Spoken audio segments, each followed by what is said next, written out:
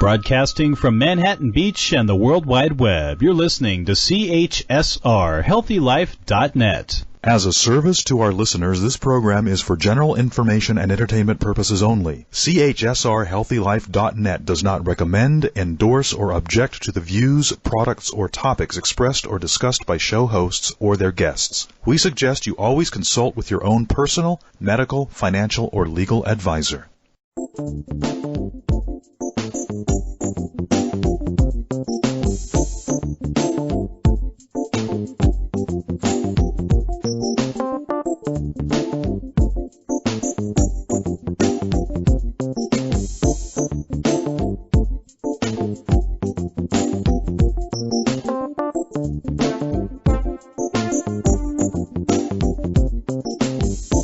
Welcome to Center Point. I'm your host, Dr. Ron Anbar. In this show, we will discuss ways that we can journey to our own centers.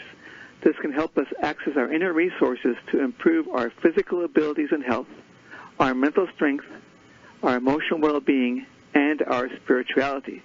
And I'm so excited today to introduce our special guest, Mackenzie, whom I've already known for 7 years. Hello, Mackenzie. Thank you for joining us.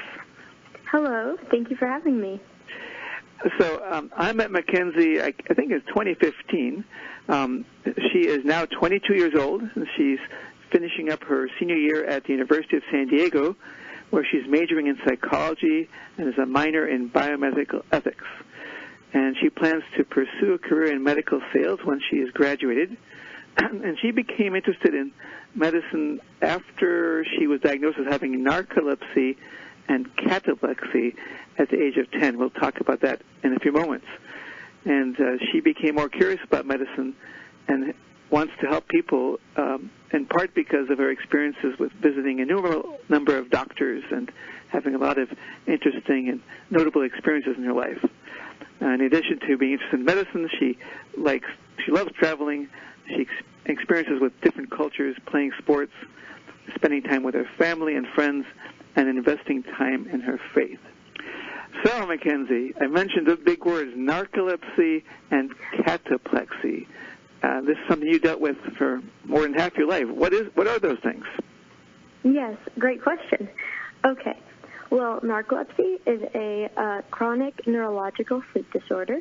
So chronic meaning so far there's no cure, and then neurological meaning it affects the brain.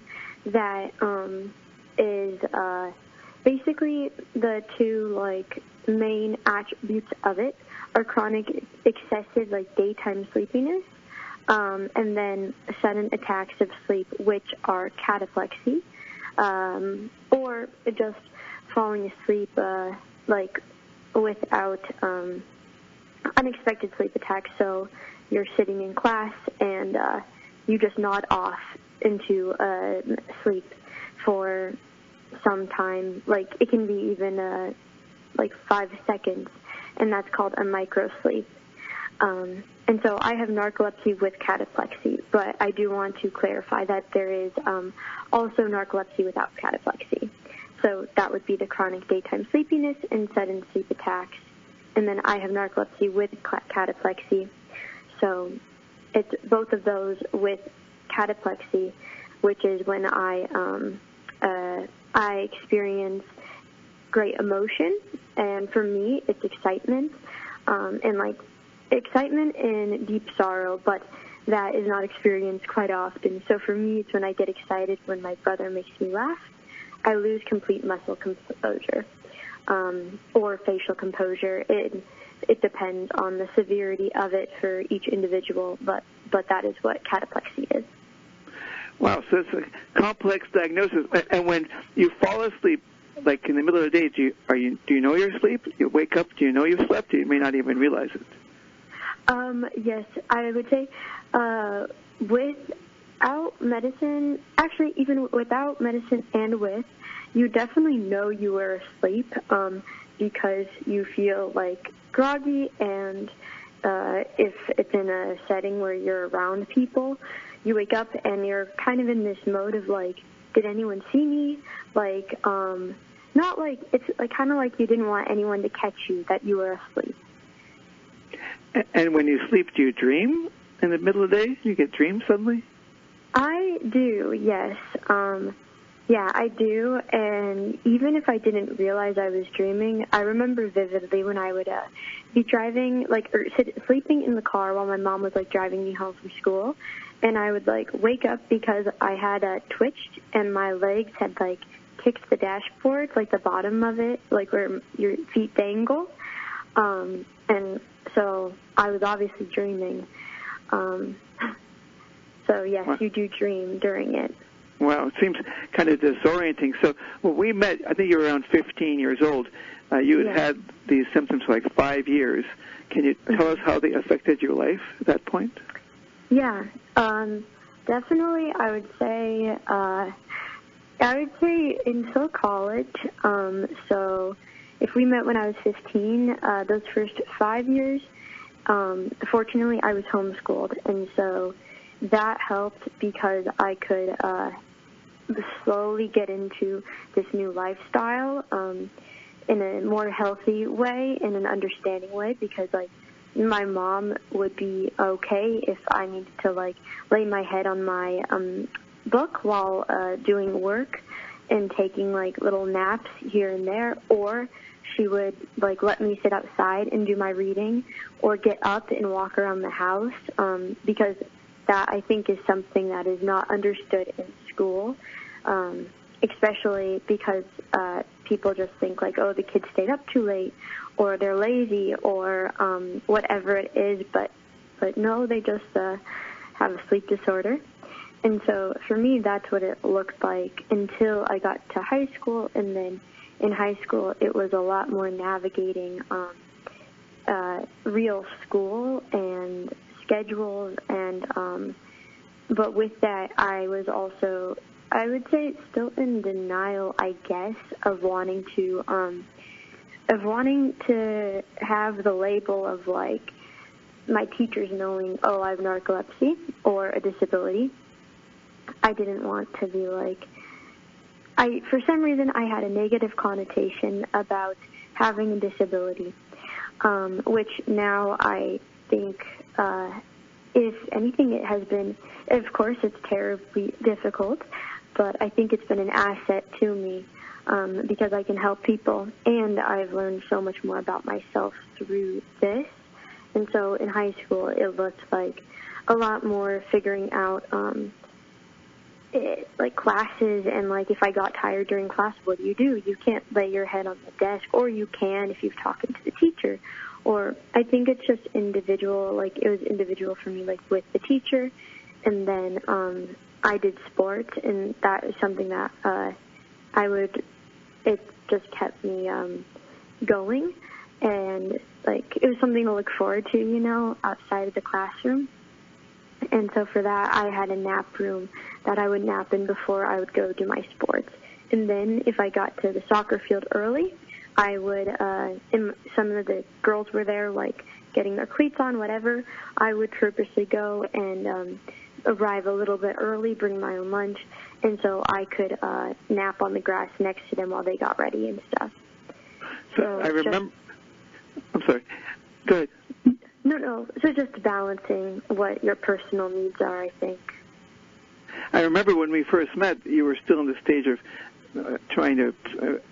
denying that you have the diagnosis. Yeah. That was where you were at. So what do you recall we did? How did learning about yourself and how to manage your disorder happen? What were the steps? What can you recall?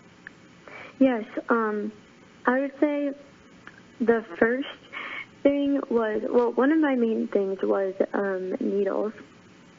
And so I remember,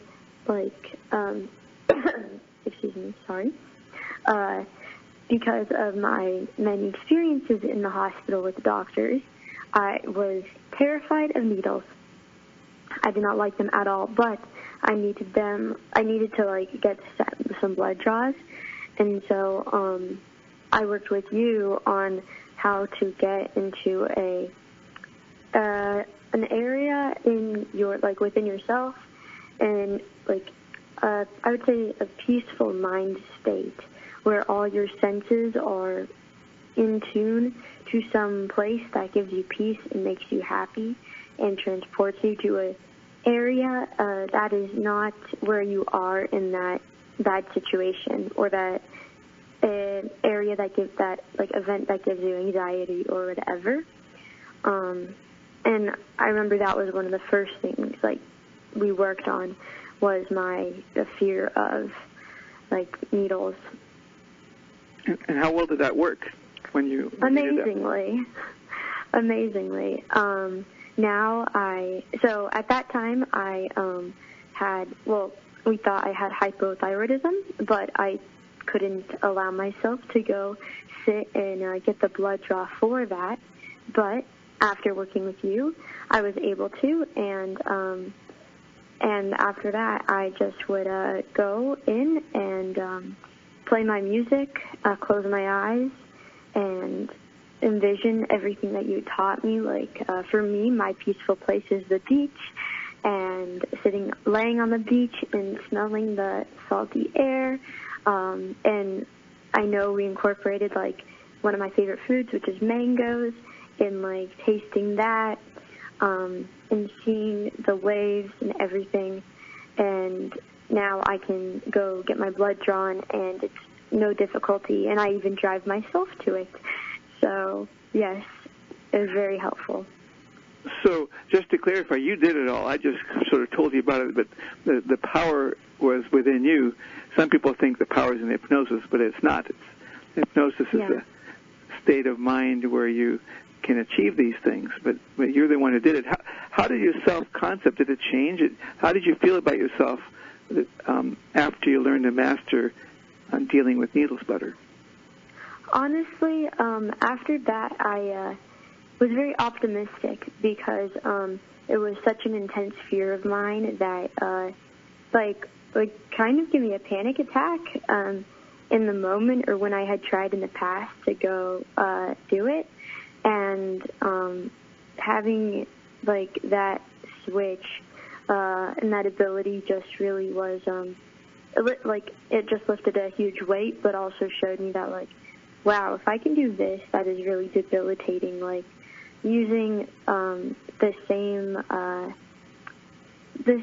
steps that we took, I could apply to other aspects of my life, or other times that I feel the same way, or same inability to get past a obstacle. That's beautiful, and that's what I often explain to parents. A child comes in for some problem or other, and they may not even be willing to work on that problem because they're too fearful of it, or it's too overwhelming. But then I'll ask the child, what would you like to work on? And they'll pick something relatively innocuous, and we work on that first, and then the child will do exactly what you did, is say, hey, I can master this, so I can master something bigger.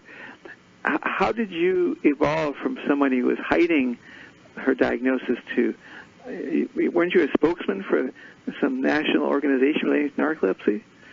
Yes, I was. Yes. How did I?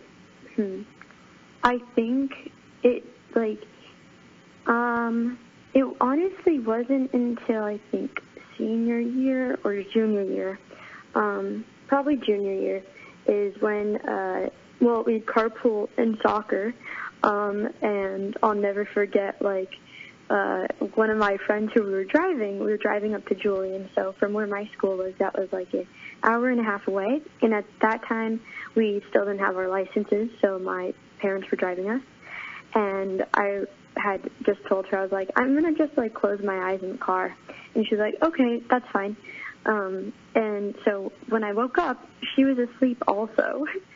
And so I realized that, like, it wasn't that big a deal. It was more like how I put that perception on myself of how others would see that or look at me and be like, what's wrong with you? Like, but really, I think that everyone has something going on in their life that many people don't know and we don't talk about. But if I didn't, like, have that pre-notion of, or that perception that people, like, would look upon it negatively, I would have opened up a lot sooner, because once I did, it was like me saying I'm going to nap. It's not it's not a big deal. It's just like, okay, I might take a nap too. That's a good excuse for me to sleep also. It was like my friends' reactions to it. So it sounds like an important step for you is to become less self-conscious and realize that everybody has a struggle. And sometimes it's obvious, sometimes it's not. And I find a lot of teens, they're so worried, whatever the problem is, they're the only one. And they feel so different. Yeah, that I think was a huge benefit of me being a spokesperson, and I got to connect a lot with different people my age from Narcolepsy Network who also had narcolepsy and experienced the same things as me, because before, like, I had that community, I was not aware of, I knew about narcolepsy and I knew, like, some older people who had it, but I didn't know any people my age who had it. My age, or as in, like, people in high school or college or young adults. And so once I, like, met people who were my age, it was nice. Well, not nice, but it gave me a community that I could talk with and feel like, okay, yeah, I'm not the only one who has this. And so that was also very helpful, too. So that's already when you became the spokesperson. I guess I'm wondering, how did you change from someone who was hiding her diagnosis? I guess one step was realizing that everybody has something. Was there anything else? Because you became like almost an extrovert in talking about it. What inner transformation happened that you're aware of? I realized it was bigger than myself. Like, for me, like, I knew that, like, I would not have this struggle if I couldn't use it to help people. And it would be a waste of a struggle if I didn't use it to help people. It'd be selfish for me to just keep that knowledge within myself that could possibly benefit anyone else. So I think that's what really inspired me, that I was like, you know what, like, even if I'm still not completely open about talking about it, if this can help someone else, that, like, fuels my passion and pushes me past the point of thinking about myself in that self-conscious way. It's more like, okay, I'm helping others, or I can possibly help others. So you're really describing a spiritual perspective, which, you know, I think is so important in the path of healing. I'm wondering, do you remember, did we talk about such things, or this come from your faith more, or a combination? We did talk about such things, but I also, for me, it is my faith, because I believe that I would not be here today without, like, my family's encouragement, but also my, like, faith in God and Jesus Christ. Like, yeah. Yeah, so I find that a spiritual perspective is so important, just like what you said, that you realize there's a meaning behind what's happening to you, and you're supposed to do something with this gift. It's strange to think of narcolepsy as a gift, but it allowed you to help so many people and to grow so much, as you've described. Do you remember, did we talk to your subconscious at all? Do you recall that? Yes, I do remember that, yes. And what were your impressions once you realized there's a part of you that you weren't aware of before? I still, like, it's so cool. Yeah, I remember, like, he would talk to me and then, like, one of my fingers would move and stuff for, like, certain questions. And, yeah, I think I wish more people could experience that. It's something, it's hard to explain in words if you get what I'm saying. It's a wonderful experience, I'd say. And I'm wondering, and I'm hoping the listeners, regular listeners to the show, know that we talk a lot about subconscious and hypnosis, and we're actually trying to get people to understand how important such interactions can be. I'm just wondering, do you remember talking to the subconscious? Did it change your spiritual perspective at all? And I know that's a specific question. Let me think about that.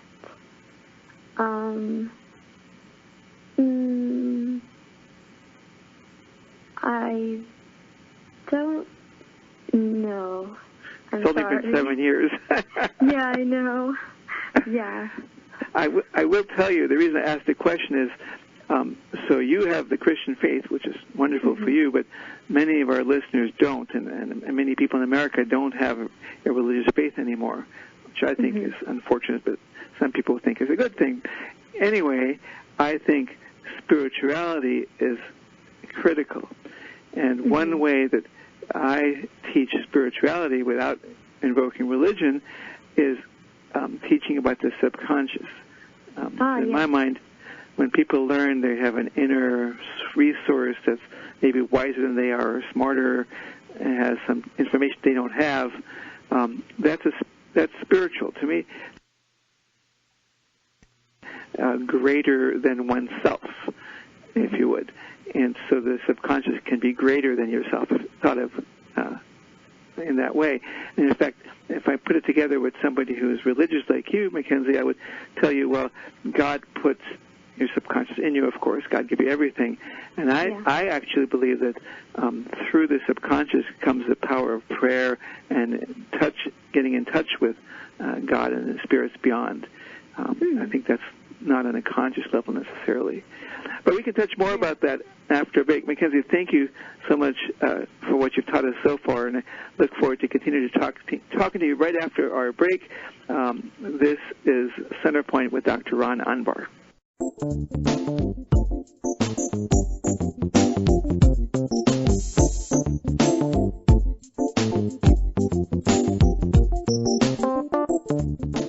Healing and changing children's lives with hypnosis is very real and very possible. Dr. Ron Anbar's new book, Changing Children's Lives with Hypnosis, provides you meaningful stories and expert explanations to show you not only the process of hypnosis, but its many benefits for overall wellness. Whether a parent, practitioner, or medical doctor, this book opens the way to complete connection, so necessary for healing. Get your copy of Changing Children's Lives with Hypnosis at Amazon.com or visit dranbar.com. HealthyLife.net, where positive overcomes negative. Dr. Ron Anbar and his dedicated team of healthcare providers offer unique health services to help patients overcome psychological roadblocks or use the power of their minds to improve their overall health and well-being. At Centerpoint Medicine with services in La Jolla, California and Syracuse, New York, this caring staff are waiting just to help you. Find out more at centerpointmedicine.com. Can't wait? Make your appointment now. Call 858-201-4001. That's 858-201-4001. Audiobooks gives you instant access to over 50,000 of the best sellers and hottest book titles in romance, mystery, fiction, and many other genres. Just visit HealthyLife.net's advertiser page and click on Audiobooks to get started. Every year since opening Centerpoint Medicine, Dr. Ron Anbar has been overwhelmed with demand for his services. So much so that he has established a first-of-its-kind franchise opportunity. As a franchise owner of the leading pediatric hypnosis counseling center in the U.S., you'll be at the forefront of an exciting sector of healthcare as you increase your revenue. With low overhead and full support, it's your time to take advantage of this franchise opportunity. Just call 858-997-3196. That's 858-997-3196. HealthyLife.net, where positive overcomes negative. If you are a medical or licensed healthcare professional or just anyone looking for a qualified hypnosis practitioner, then go on over to ASCH.net. That's the American Society of Clinical Hypnosis. At ASCH.net, you can get certified, attend workshops, and even find a hypnosis practitioner or consultant. ASCH provides an opportunity to learn and interact with colleagues. So whether you're a professional wanting to learn hypnosis or a patient wanting help with a problem, visit ASCH.net now. More exhilarating talk. HealthyLife.net.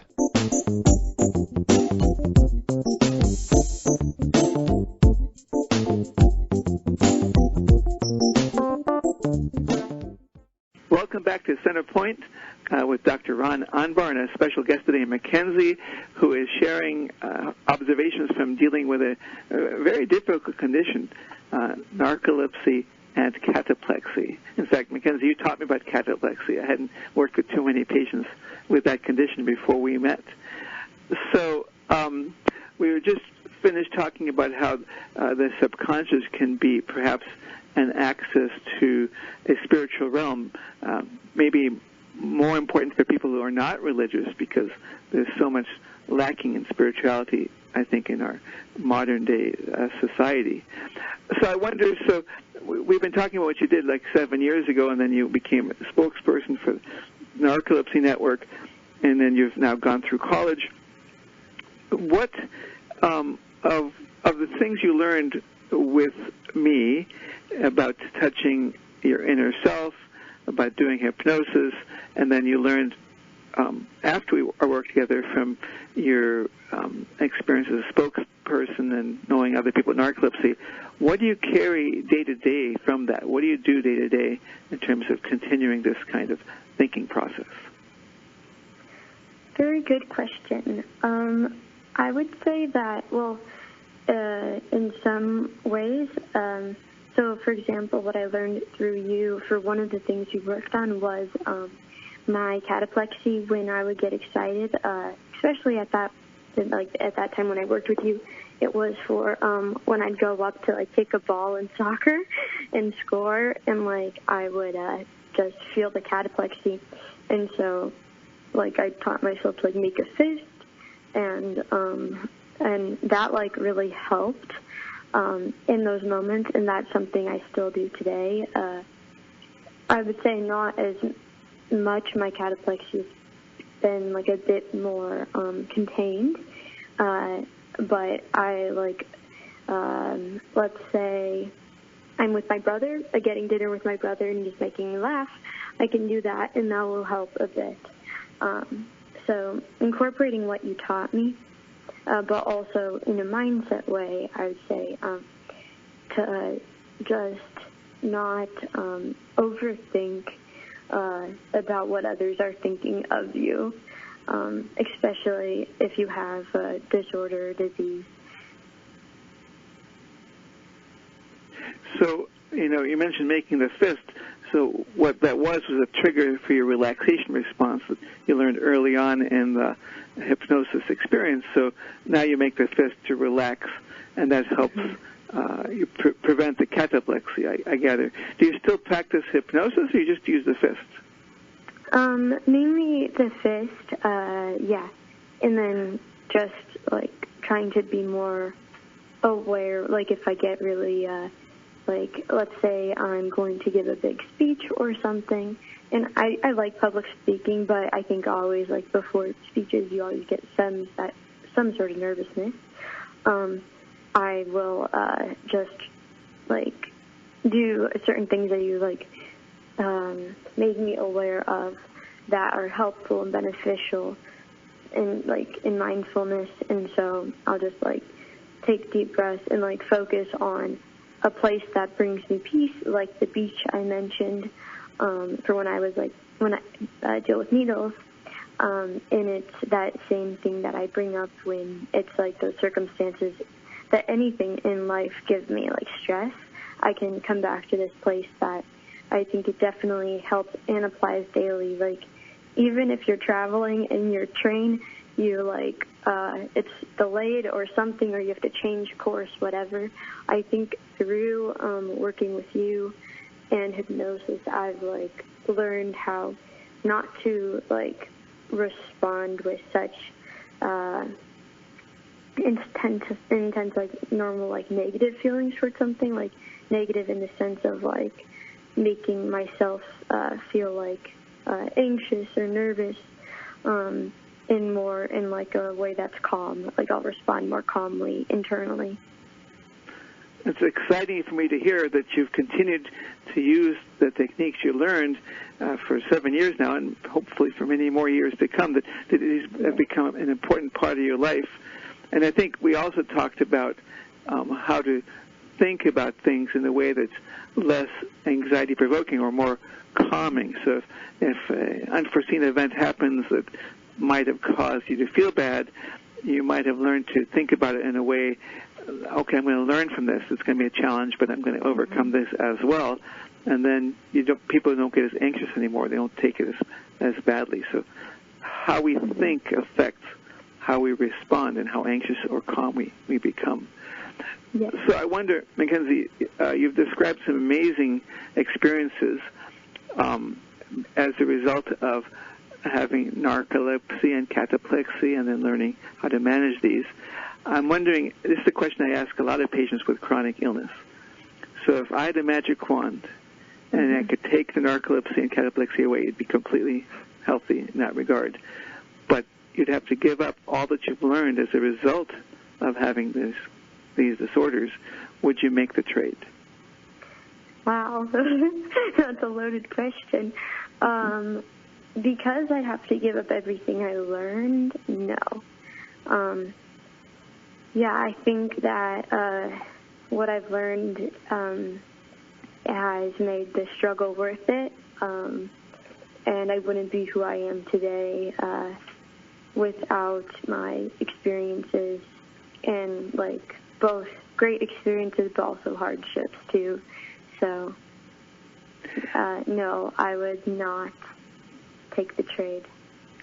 I'm glad to hear it, and I can tell you that most of my patients with chronic illness would have replied the same way.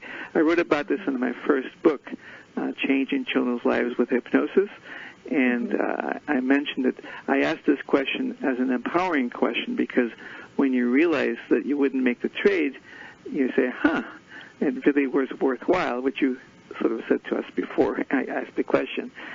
And people, even on their deathbed, will say, I wouldn't make a trade, which is amazing to me. Wow. Yeah. I remember my co-writer on the first book found it hard to believe that's what people would say, but that's what they typically say, which is really cool. Because I think, like you said earlier, everybody has their challenges, and your challenges gave you an opportunity to really have an awesome life, and just starting. There's a lot of more coming, I'm sure.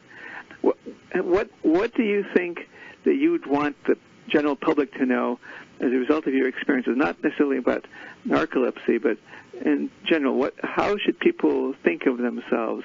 What tools do you think they should learn to do better in life? Okay. I think that learning to, this sounds like maybe very minute, but learning how to breathe, and like you taught me that through getting into that more calming space. So like it helps your reactions are different because learning how to breathe in that sense, one, it'll get more oxygen to your head so you'll feel better and less anxious, but also it will give you that time for pause and to look at the scenario that you're in or whatever it is. Yeah, I would say that's a big one. But also just being positive about life because each day is a gift, I think. Well, those are inspiring suggestions that this pulmonologist really appreciates to talking about the importance of breath, which, by the way, in Hebrew, the word for breath is the same as soul. You may recall when God created Adam and Eve, he breathed the breath of life into Adam. That's the same word as soul. So you're really recommending some soul therapy there. And I really appreciate it. Mackenzie, thank you so much for joining us. This is Centerpoint with Dr. Ron Anbar.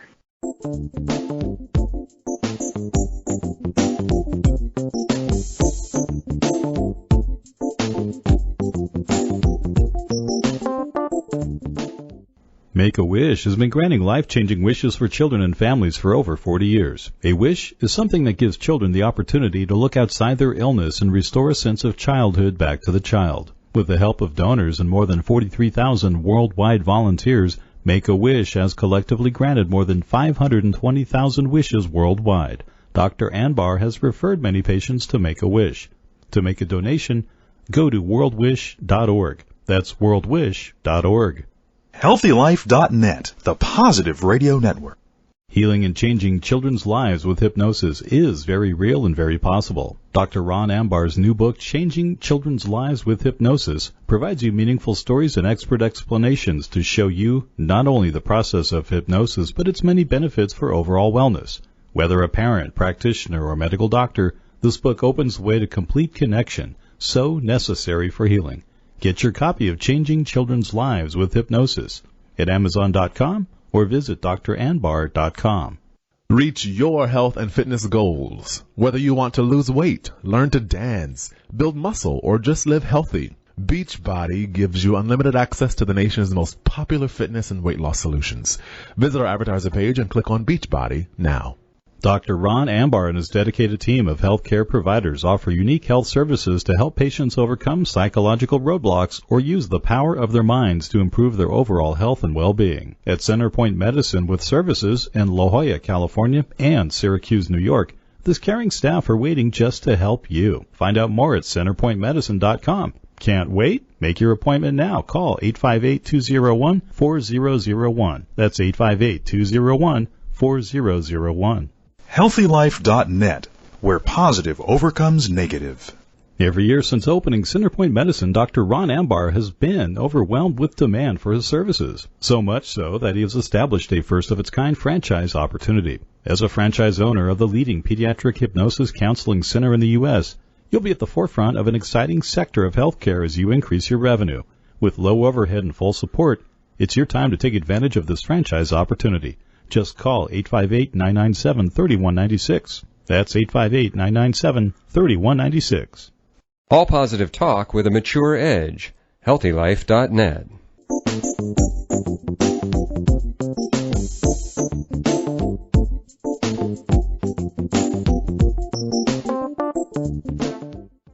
Welcome back to Center Point. I'm your host, Dr. Ron Ambar. That was an amazing interview with Mackenzie, and ending up on the idea that breath and soul are the same idea.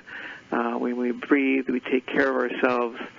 When we think of our spiritual perspective, what our soul would say, we get healing that takes place. And Mackenzie so beautifully illustrated that in her story. So in this segment, I typically tell you another patient's story.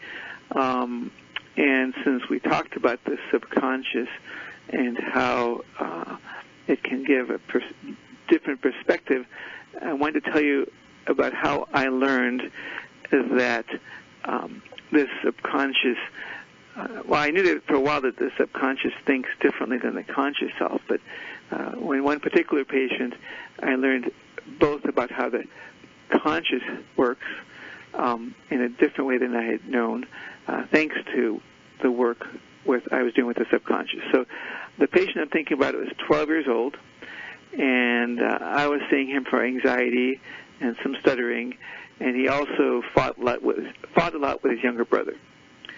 And I taught him how to do hypnosis and how to calm himself and how to use a relaxation sign like Mackenzie's fist. And his stuttering was improving, and his anxiety was improving, but he was still fighting his brother. So we talked about how he should do a better job, and I gave him some tips about how to control himself.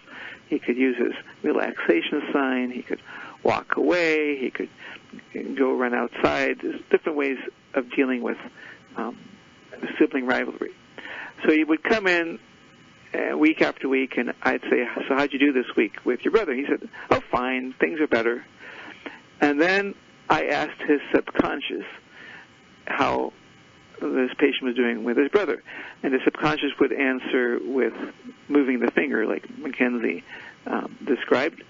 One finger is moved for yes, one finger is moved for a no, and the third finger means I don't want to say. And the subconscious would say, no, he did poorly with his brother this week. And then he said, I guess I didn't do as well as I could. So we would talk again, and I would again remind him how he could control himself around his brother. Next week, the patient came in and said, oh, I did much better this week. And the subconscious said, no, you didn't. And the patient said, I guess I didn't do very well. And the next week, same story. Consciously says, I did great. And subconsciously, no, he didn't do well. finally, after about 5 or 6 weeks, he came in one day. He said, "I did great," and my stutter went away.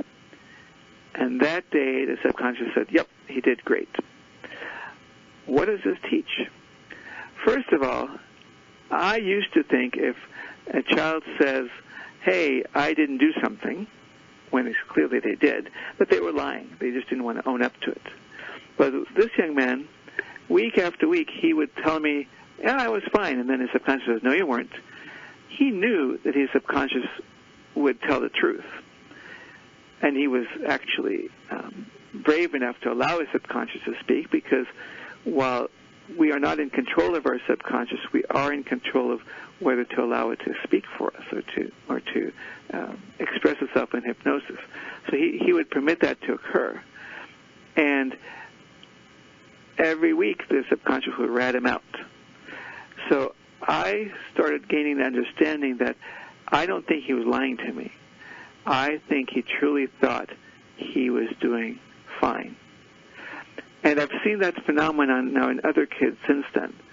So especially between the ages of 8 and 12, I think it's really common that a kid will say, I was fine, I didn't do something, and they really believe it. That's what they remember. And it's not lying. It's not wanting to admit the truth. I think it's because they don't remember it. I think they suppress the memory of something they are uncomfortable with. And I think that this is not just true of kids. I think you also see that behavior in adults. Memory is not what it seems. When we remember something, and even when we remember it vividly, it's not that we really remember what happened. It's how our brain reconstructs it. So some famous examples of false memories include a previous president who would say one thing one week, another thing another week, and he seemed to believe what he said both times, but they were contradictory. Some people thought this man was cynical, but I think maybe he just didn't remember because it was inconvenient to remember so. There was a famous female presidential candidate who had memories of something that happened when she visited a foreign country and was shot at. But we know that never happened because we have a videotape of when she visited that foreign country. There's a famous newscaster who recalled, when he was still a reporter, recalled an event that he was involved in that never occurred. He actually lost his job because he, quote-unquote, lied about what had occurred. I think those are all examples of memories changing. I don't think any of these people really set out to lie. I think if you want, we lie to ourselves. But I guess I'd rather think about we just choose, well, we don't choose. Our mind chooses for us to forget things that are uncomfortable for us. So in the patient I described, it was uncomfortable to think that he was still struggling with his brother, so he forgot it. And that's what he told me. He told me as honestly as he knew. Now, I mentioned that his stutter went away when he did finally act well with his brother, and I think the stuttering was another way of his body saying things aren't well. And when things improved with his brother, his stutter resolved. So Milton Erickson, who's the modern grandfather of hypnosis, says the symptom is the solution. The symptom is the solution. And what I take that to mean is that when somebody has a symptom, it represents something for them.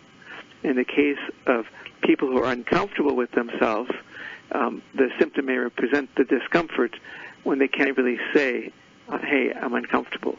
A simple example of that is a child who's bullied in school and develops stomach aches, and he says, oh, my stomach hurts. My stomach hurts, as opposed to saying, I'm uncomfortable in school because people are bullying me. That's a very simple example of body talk.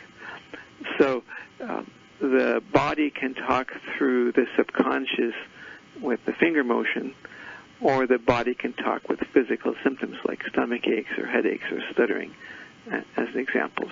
And the body can talk in other ways. It can talk with hives, with skin rashes, with chest pain. There's lots of ways, with feeling faint, lots of ways the body talks.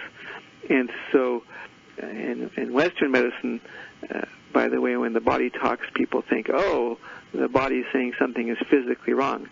But more often than not, in my experience, when body talks, it's a mental issue than a physical issue. But when you ask the patient, hey, is something wrong psychologically? Are you being stressed? They say, no, I'm fine. Because whatever issue is making the body talk typically is one that they can't bring to conscious awareness. Because if they did, it might be too hard to handle. So instead, the boy's saying, hey, I'm being bullied because he's embarrassed about it. He says, my stomach hurts. So they forget. And yet reality is different. And this is why I think it's so helpful to be able to interact with your subconscious and to learn what's really inside you in order to know how to improve things in your life. This is Centerpoint with Dr. Ron Anbar.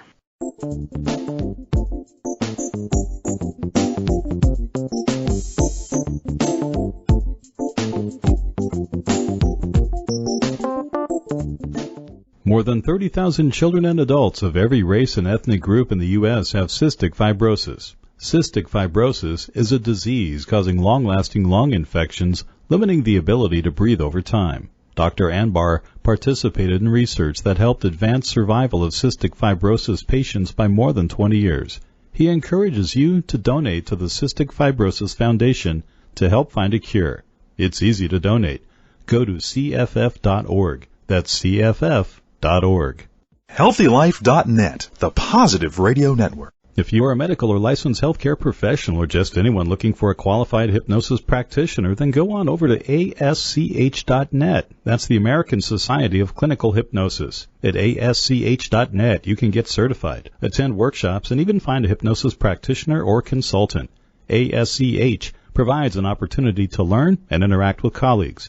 So whether you're a professional wanting to learn hypnosis or a patient wanting help with a problem, visit ASCH.net now. Constant Contact and your small business make a perfect fit for marketing. They give you what you need to succeed. Fast and easy email marketing at your fingertips. Visit the HealthyLife.net advertiser page and click on Constant Contact to start your marketing. Healing and changing children's lives with hypnosis is very real and very possible. Dr. Ron Ambar's new book, Changing Children's Lives with Hypnosis, provides you meaningful stories and expert explanations to show you not only the process of hypnosis, but its many benefits for overall wellness. Whether a parent, practitioner, or medical doctor, this book opens the way to complete connection, so necessary for healing. Get your copy of Changing Children's Lives with Hypnosis at Amazon.com or visit dranbar.com. HealthyLife.net, where positive overcomes negative. Dr. Ron Ambar and his dedicated team of healthcare providers offer unique health services to help patients overcome psychological roadblocks or use the power of their minds to improve their overall health and well-being. At Centerpoint Medicine with services in La Jolla, California and Syracuse, New York, this caring staff are waiting just to help you. Find out more at centerpointmedicine.com. Can't wait? Make your appointment now. Call 858-201-4001. That's 858-201-4001. Radio your way. HealthyLife.net.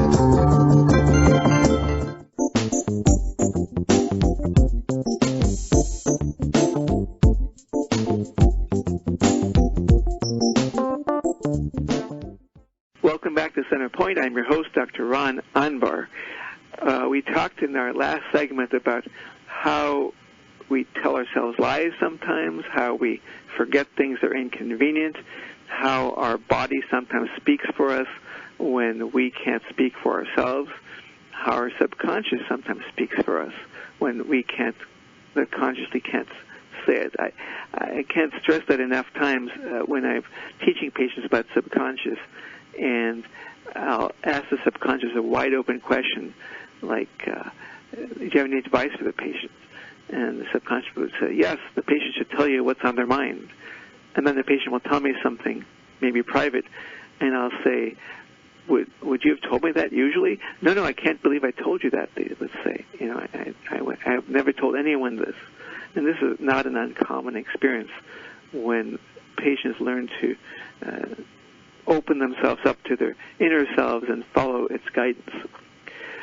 So in our last segment, we always talk about what can you do at home. And so in the spirit of the subconscious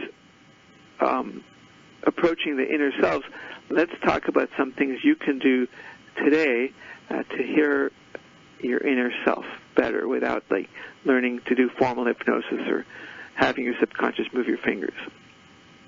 So, first of all, you can do some breathing. When you breathe deliberately and slowly and calmly, you can hear your inner self better. One way to breathe, which Mackenzie actually mentioned, isn't it? She did tell us this earlier. One way to breathe calmly is to breathe in through your nose for a count of 3.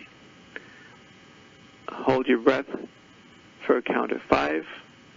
And exhale slowly through your mouth for a count of 7. So you might need to purse your lips to allow your breath to go out slowly. And you repeat that 5 or 10 times. And that actually has a physiological effect of releasing a chemical in your body that calms you. And then you become calmer.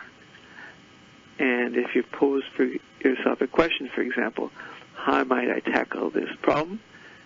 An answer can come to mind just by the simple act of calming through breathing. And as Mackenzie said, you can use, of course, breathing in facing various challenges, just as a way of centering yourself before meeting the challenge. A second thing you could do to calm yourself is to go outside. This is especially true in Southern California, where you can go outside most any time of year, but even on the East Coast and other places. If you need to dress warmly, go ahead. Step outside and pay attention to things out in nature. Pay attention to the green color of a leaf. Pay attention to the vibrant color of a flower. Pay attention to the bright color of snow in sunlight. Pay attention to the wave of the ocean or the stillness of a lake or the richness of a pile of dirt or even the beautiful architecture of a building. So all those things can bring you into a more spiritual state of mind and allow you to hear yourself better. And if you're in a place where it's difficult to go outside, you can bring nature in. There are apps where you can play nature sounds. You can look at live plants in your home. You can watch fish in an aquarium. By the way, I have fish in my offices in La Jolla, 2 large fish tanks. I've always liked fish, and when I moved here, I finally splurged and got a large freshwater tank and a large saltwater tank. And watching the fish is very, very calming. In fact, I found out fish are really smart. They actually come to me when I show up. They come to me much faster. And even when I feed them, sometimes when they come to me when there's food in the tank, they still come to interact. It's very, very interesting. We often think of animals as not particularly smart, but I think it's because of our lack of understanding about how smart animals can be, and we don't really look. So fish is so cool, and watching them is so calming. I wonder if they watch us and get calm in their own right. And then another way of getting in touch with yourself is talking and telling other people how you feel. If you're working with somebody else, if you want to help somebody else reach their inner ideas, ask them open-ended questions. If something bad, let's say a child did something bad, and your first instinct is to yell at them for doing something bad. Rather than doing that, say, hey, what were you thinking when you did that? How do you think you could think about it differently next time? Walk them through the exercise of figuring themselves out, of listening to their core. And what you'll find is kids will often be very insightful if you give them the opportunity. Many times parents get into the method of telling them, wait, this was wrong and this was wrong, you need to do this better. This is unacceptable, you need to do this better. But that doesn't help the child much because, first of all, if you're yelling at your child, they sort of shut down, they don't listen. And second of all, they may not know how to do better. It may be obvious to you as an adult that they can do better, but it's not obvious to them. So by letting them reflect and talking to them about how they might do things differently, they oftentimes show amazing insight. And by the way, this is not just true for children, it's also true for adults. If you have a friend or a spouse or teacher or significant other who creates difficulty in your life, telling them, hey, you're creating difficulty in my life, cut it out, doesn't get much to change because, first of all, you're attacking them so they get defensive. Second of all, in their perception, they may not think that they're causing difficulty. They might be thinking that they're helpful in whatever they're doing. So a way to get them to change their behavior is to ask them, hey, when you behave in this particular way, how do you think I react? Or you can tell them, when you behave in a certain way, this is how I feel. What do you think about that? And if they say something like, well, that's your fault for feeling that way, you can say, well, I'm just telling you, I'm not in control of my feeling, or this is how I interpret what you're doing. Can you do it a different way, or can we brainstorm how we might have a better interaction? So rather than telling them they're doing wrong, and this is what you have to do right, you tell them, well, here's the problem. You do something makes me feel bad. I want to have a better interaction with you. What can we do differently? And if they say, well, only you can change, some people do that, then you might say, well, I want to change, but I need your help. And do that in a different way that might be more helpful. And so the bottom line is, don't accuse people of doing wrong, be it your child or a peer or an adult or supervisor, but tell them what the problem is and then ask them, what do you think? Can we think of a different way of approaching that, getting a different solution? And sometimes that actually works really well. Occasionally you meet people that are so far locked away they won't respond. But in most cases, I've seen that work many times. So, listen to yourself, get your inner wisdom, and use it. Thank you so much for joining us this week. This is Centerpoint with Dr. Ron Anbar.